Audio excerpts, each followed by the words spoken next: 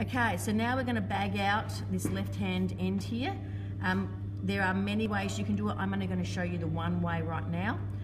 We are going to bag it so that it comes to the inside like that. So that's going to be our finished bagging out thing. When we do it though, we need to fold it on that folded edge that we've just gone to the iron and pressed. Turn it to the inside. Make sure your lining comes down on the inside. The tricky part with this is because we've bluffed through that little section there, you need to not catch that. So when we're stitching, we're going to stitch right on the inside, not catching that bluff stitch. That's the tricky part. Put a pin in the end where your end is. The other thing that you need to do is on the hem side, we are going to allow slightly bigger seam allowance. So see how I'm pulling that hem so that there's slightly bigger seam allowance? Almost. I'm going to add it, bring it in line to the end of my edge of my overlocking.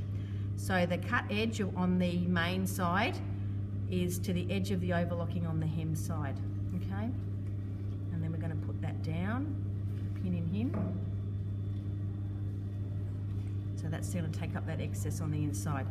We can now see when we've pulled all of that away, so it's tricky, you have to make sure that lining is all pulled away on the inside so that it's sitting nice and flat.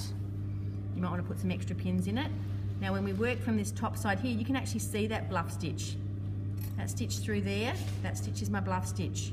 Okay, so I need to be stitching just on the outside of my bluff stitch, all the way down. Alrighty, so it's a bit tricky. And I'm just going to start at the top of my hem. So just I'm going to start stitching, there's my hem level here, and I want to be just on the outside of that bluff stitch.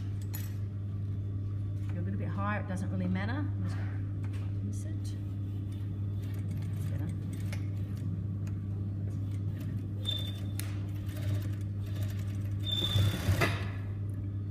It's a bit tricky because you can't see this white thread, I know, on the video. Sorry about that. Okay, let's turn him in the right way. Corner's not coming out. Get a pin. My top tip would be, for today, would be if a corner is not coming out, don't get something in there and start ramming it. Get a little pin and just pull out that corner to make it a beautiful corner. Don't ram. Ramming is not going to get you an outcome that makes you a happy corner. Okay, so then it sits on beautifully on the inside like that.